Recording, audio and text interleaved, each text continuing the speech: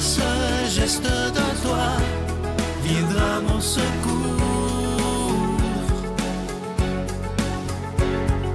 Viens semer dans mon âme le grain de l'amour.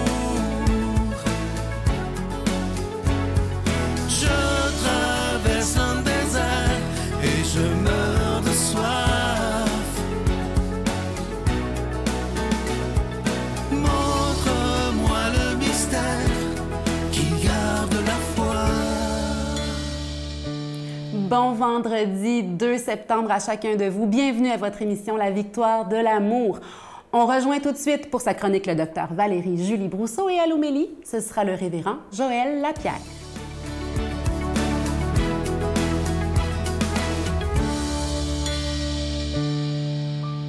Bonjour, ici Dr Valérie Julie Brousseau avec la chronique Nomade du désert. Je poursuis avec cette prière. Seigneur, donne-moi la vigilance pour aller droit au but, la persévérance dans le combat, la docilité à la grâce et la fidélité à l'amour. Qu'est-ce donc que la docilité à la grâce? Nous avons tous eu des événements dans nos vies qui nous ont mis, qu'on pourrait dire, à la limite de ce qu'on était capable d'endurer, de comprendre, de gérer. Et c'est là qu'on se tient sur le bord d'une falaise. Et quand on parle de docilité à la grâce, en langage chrétien, la grâce, c'est quelque chose qui est gratuit. Ça ne vient pas juste, évidemment, dans les circonstances extrêmes comme ça. Il y a une grâce de tous les jours. Mais la grâce, c'est quelque chose qui est comme un don qui permet à la personne de se dépasser, qui ne vient pas d'elle-même. Et de manière très importante, la grâce, ce n'est jamais pour la personne qui la reçoit. La grâce, j'en ai déjà parlé dans une autre capsule, c'est comme un ruisseau. C'est quelque chose qui passe par moi pour aller nourrir autour de moi, pour aller vers les autres.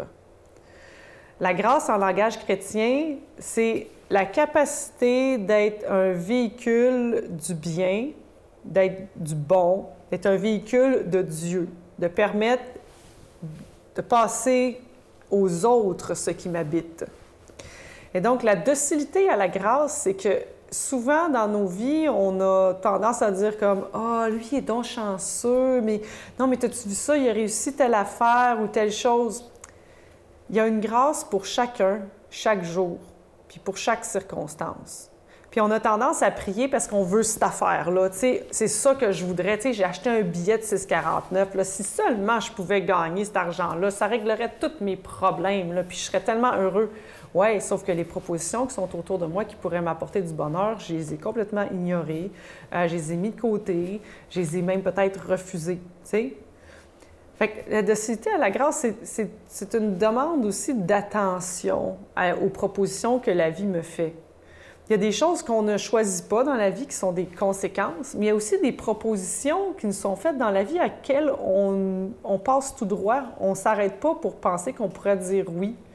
Puis c'est des propositions toutes simples. Ça peut être quelqu'un qui nous sourit, ça peut être quelqu'un qui nous parle dans un café, ça peut être quelqu'un qui vient de nous partager quelque chose qu'il vit, puis que tout d'un coup, ça résonne en nous, puis qu'on aura envie de dire quelque chose, puis que finalement, on se dit, ben ouais, tu sais, je devrais pas dire ça, c'est pas vraiment de mes affaires. Oui, mais sauf que l'inspiration que tu viens d'avoir, ce que ça l'a fait résonner en toi, là, c'est peut-être justement ça que la personne avait besoin d'entendre. Puis le fait que tu y as pas dit, ben tu n'as pas été docile à la grâce.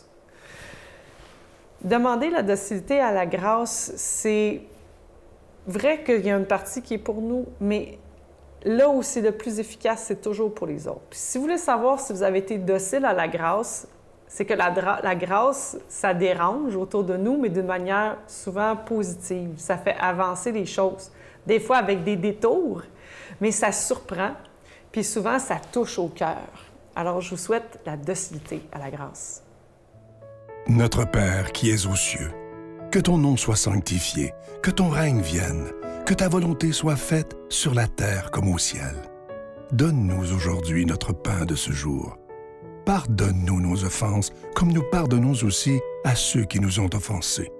Et ne nous laisse pas entrer en tentation, mais délivre-nous du mal, car c'est à toi qu'appartiennent le règne, la puissance et la gloire pour les siècles des siècles. Amen. Je continuerai à croire, même si tout le monde perd espoir. Je continuerai à aimer, même si les autres parlent de haine. Je continuerai à construire, même si les autres détruisent. Je continuerai à parler de paix, même au milieu d'une guerre.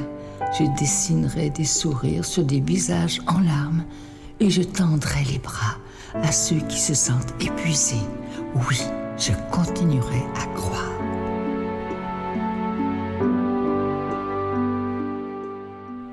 Je suis tellement content de vous parler du cadeau du mois de septembre, une exclusivité de la Victoire de l'amour. Ça a été fait sur mesure pour nous. Pour moi, c'est du jamais vu, en tout cas. Il s'agit d'un pendentif tout à fait spécial. D'un côté, vous avez ce grand saint de l'Église, Saint Padre Pio, priez pour nous. Et de l'autre côté, parce que Saint Padre Pio avait une dévotion extraordinaire à Saint Michel-Archange. Et au mois de septembre, c'est la fête de Saint Michel-Archange, le 29. Et à l'endos du pendentif, vous allez le voir, c'est la représentation de Saint Michel-Archange où c'est écrit « Protégez-nous ». Et quand on le fait faire, pour moi, c'est le symbole d'une protection suprême. Mais évidemment, il faut porter ce pendentif avec foi et confiance. Il est en acier inoxydable, donc il ne ternira pas. La chaîne est incluse et ce pendentif, il est déjà béni. Je vous donne l'adresse. La Victoire de l'amour, case postale 120, succursale Boucherville à Boucherville, le J4B 5E6, je vous la redonne. La Victoire de l'amour, case postale 120, succursale Boucherville à Boucherville, le J4B 5E6. Également par téléphone, par carte de crédit du lundi au jeudi de 8h à 17h dans le 514-523-4433, 523-4433 ou sans frais le 1-888-811-9291, 1-888-811-9291 et aussi sur notre site Internet, le www.lavictoiredelamour.org. Alors, je vous rappelle ce magnifique pendentif. D'un côté,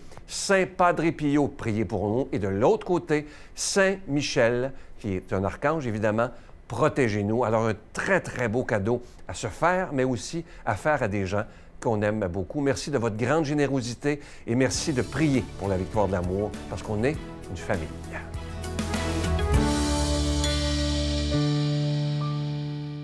Mon Dieu, donnez-moi la sérénité d'accepter les choses que je ne peux changer, le courage de changer les choses que je peux et la sagesse d'en connaître la différence. Amen.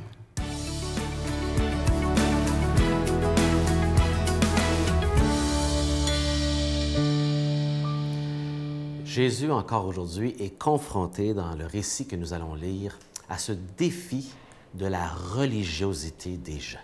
Écoutez attentivement ces paroles, parfois énigmatiques et pourtant bien claires lorsqu'on prend le temps de les méditer. Ils lui dirent, les disciples de Jean jeûnent souvent. Alors, pour vous mettre en contexte ici, on est à la maison de Lévi, de Matthieu, qui a invité Jésus. Il y a des pécheurs et les pharisiens, les hommes religieux de l'époque sont là en train de scruter ce qu'il fait. Ils lui ont posé quelques questions et celle-ci est la dernière. Et ils dirent donc à ses disciples, les disciples de Jean font le jeûne, la prière, même ceux des pharisiens, tandis que les tiens mangent et boivent. Jésus leur dit, est-ce que vous pouvez faire jeûner les invités à la noce pendant que l'époux est avec eux? Et il prend une scène de mariage pour leur montrer qu'il serait fou, alors que le marié arrive, de jeûner. Il y a un temps pour jeûner, il y a un temps pour festoyer. Il dit, c'est le temps pour festoyer. OK? Mais des jours viendront où l'époux leur aura été enlevé. Alors ils jeûneront en ce jour-là.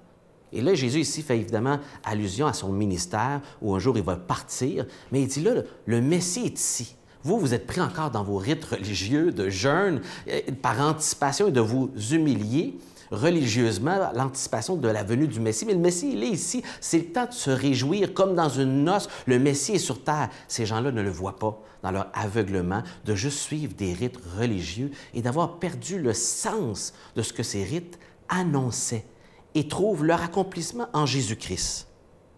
Et un jour viendra où il quittera et là sera le temps d'avoir du jeûne. Il leur dit encore une parabole pour aider à mieux comprendre et on lit ceci.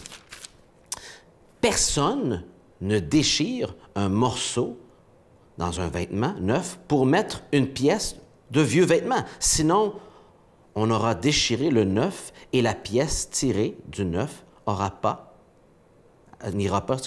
avec le vieux. Il voudrait dire, si tu mets un vieux puis du neuf ensemble, à un moment donné, ça va déchirer. Tu mets du vieux, du neuf, mais pas le mélange des deux. Personne ne fait ça. Et il continue. Personne ne met du vin nouveau dans un vieil outre qui est déjà étiré, parce qu'il va s'étirer encore. Sinon, le vin nouveau fera éclater les outres et le vin se répandra, et tout va être gaspillé et les outres seront perdus. Mais il faut mettre le vin nouveau dans les outres neuves, qui ont de la place pour étirer. Quiconque boit du vin nouveau n'en désire pas, du vieux, n'en désire pas du nouveau, car il dit, le vieux est meilleur. Et le principe ici, il dit, personne ne fait ça. Personne fait ça parce que c'est du gros bon sens. On ne mélange pas les deux. Mais là, on se dit, de quoi il parle ici, Jésus? À quoi fait-il allusion? Et je vous résume ici sa pensée d'une manière toute simple.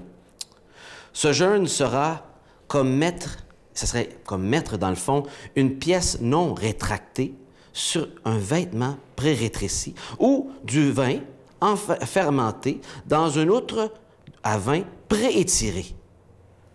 Une compréhension correcte de la présence du Messie sur terre mettrait en pièces les vieilles traditions et ferait éclater les manières désuètes avec lesquelles les gens adoraient Dieu.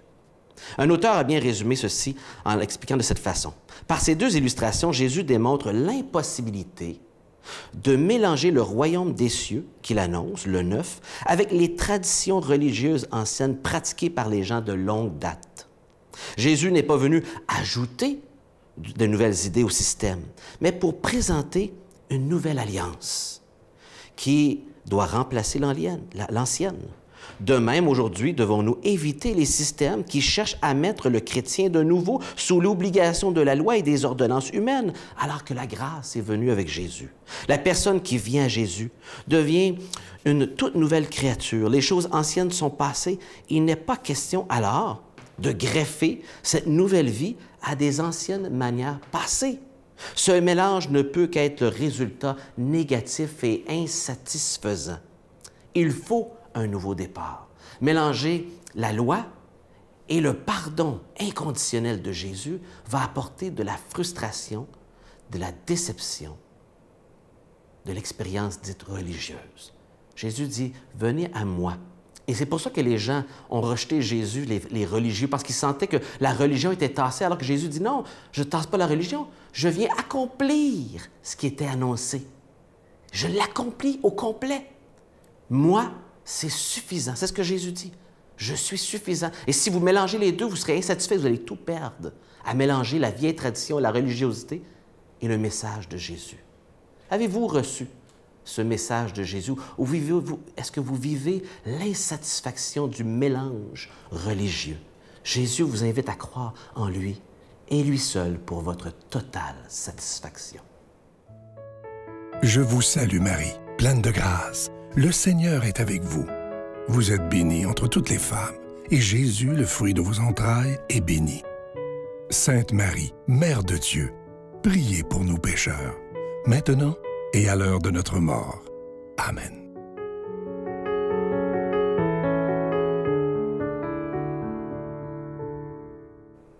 Le Saint Padre Pio avait une grande dévotion à la croix du Christ. Et vous le savez, le Christ est mort un vendredi saint.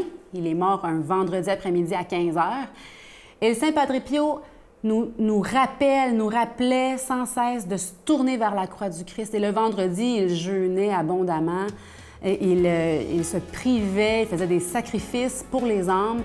Pourquoi pas, nous aussi, les vendredis, prendre l'habitude de nous tourner vers la croix du Christ simplement pour lui confier nos misères et laisser voir, pour voir la grande œuvre de Dieu.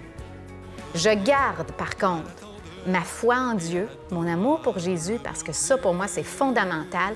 Et maintenant, je veux plonger à l'intérieur de moi et trouver qu'est-ce qui fait du sens dans ma spiritualité à moi. Marie, si le monde se plaît à puiser dans vos yeux la sublime bonté. Marie, c'est la faute à l'amour qui vous fait revenir dans le creux des rochers. Marie.